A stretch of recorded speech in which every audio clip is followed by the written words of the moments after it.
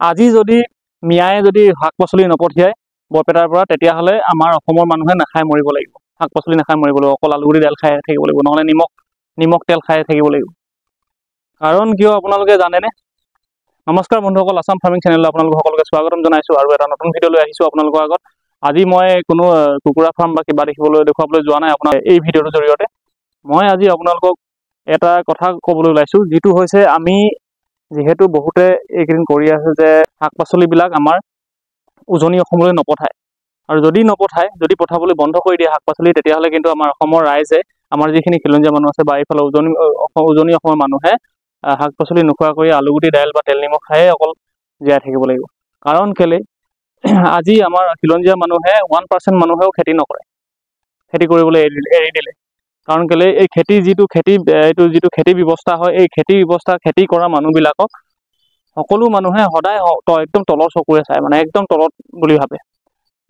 কিন্তু সেইটো নহয়, যিখিনি মানুহে খেতি কৰি আছে, যিখিনি মানুহে শাক পাচলি খেতি কৰে বা ধান খেতি কৰি আছে, বা যিখিনি আমাক জীয়াই থাকিবৰ কাৰণে যিখিনি বস্তু দৰকাৰ হৈছে সেই বস্তুখিনি তৈয়াৰ কৰি দিছে, সেইখিনি মানুহক আমি সদায় ওপৰত ৰাখিব লাগে, সদায় এটা সন্মানৰ চকুৰে চাব লাগে। কাৰণ কেলে ইমানখিনি কষ্ট কৰি দিয়াৰ পিছত তেখেতলোকে আমি জীয়াই থাকিবৰ কাৰণে এই শাক পাচলিখিনি উলিয়াই দিছে। তো প্ৰথমতে আমি কৰিব লাগিব কি, আমি খিলঞ্জীয়া মানুহখিনিয়ে খেতি কৰিবলৈ আৰম্ভ কৰিব লাগিব। যিটো আগতে পৰম্পৰা আছিলে, যিটো আমাৰ গাঁৱৰ মানুহে আগতে খেতি কৰি কিনি চলিছিলে, বা খেতি কৰি নিজৰ ঘৰতে, আপোনালোকক মই বেচিবলৈ কোৱা নাই, বিক্ৰী কৰিবলৈ খেতি কৰিব কোৱা নাই। কমচে কম আপোনালোকৰ সৰু সৰু ঠাইডোখৰ যদি আছে, তাতে আপোনালোকে কমচে কম নিজৰ ঘৰত খাব পৰা খেতিখিনি যদি কৰি লয়, তেতিয়াহ'লে মানে প্ৰত্যেকে যদি তেনেধৰণে কৰি ল'লে মানে কোনো ধৰণৰ আমি বাহিৰৰ পৰা অহা শাক পাচলি, চালানী শাক পাচলি নোখোৱাকৈ আমি চলিব পাৰিম। আৰু কাৰণ আমি যেতিয়া অলপকৈ কৰিবলৈ আৰম্ভ কৰিম, তেতিয়াহ'লে আমাৰ নিজৰ ঘৰতে সকলোবিলাক থাকিব।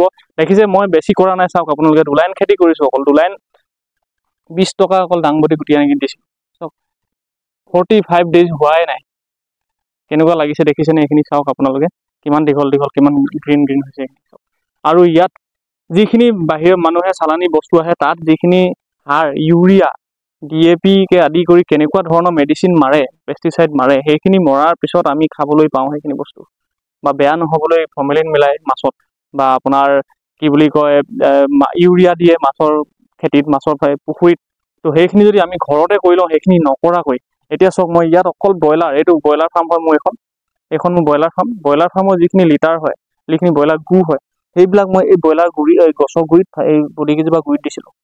আৰু চাওক আপোনালোকে 45 দিন হোৱাই নাই, কিমান দীঘলকৈ লাগিলে, আৰু এতিয়া আৰু লাগিব মানে ইয়াতে। এইটো জাষ্ট আৰম্ভণিহে।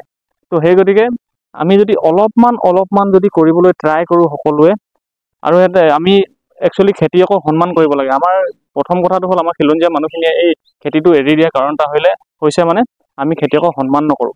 আমি খেতিয়কৰ ল'ৰা বা খেতিয়ক বুলি ক'লে আমি সেই মানুহজনক আমি বহুত মানে তলৰ চকুৰে চাওঁ। আমি সিহঁতক একেসমানত একেলগতে বহি ভাত খাবলৈও টান পাওঁ। গতিকে আমি প্ৰথমতে আমাৰ চিন্তাধাৰাবিলাক চেঞ্জ কৰিব লাগিব। আমি খেতিয়কক সন্মান কৰিব লাগিব, কৰিবই লাগিব। কাৰণ কেলে যিসকলে যেনেকৈ আমাক মা দেউতাই আমাক সৰুৰ পৰা ডাঙৰ হ'বলৈ শিকায় বা খুৱাই বুৱাই ডাঙৰ দীঘল কৰে, যেনেকৈ আমাক শিক্ষকে আমাক শিক্ষা দি কিনি আমাক জানিবলৈ শিকায়, বহুখিনি এডুকেট কৰে।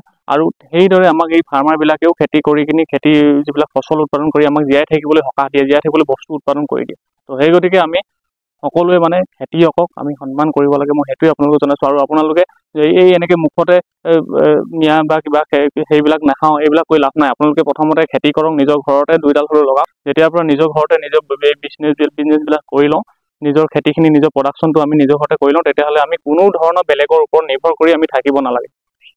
তো বন্ধুসকল, আপোনালোকে যদি মোৰ এই ভিডিঅ'টো যদি কিবা বেয়া পাইছে, মোৰ কোৱাখিনি যিখিনি যদি ভুল হৈছে, আপোনালোকে মোক ক্ষমা কৰি দিব। আৰু যদি আপোনালোকে ভাবে অলপ হ'লেও যদি মোৰ কথাখিনিত কিবা এটা সত্যতা আছে, আপোনালোকে নিশ্চয় মোৰ এই চেনেলটো ছাবস্ক্ৰাইব কৰি দিব, আৰু লাইক কৰি দিব, কমেণ্ট কৰিব। ধন্যবাদ।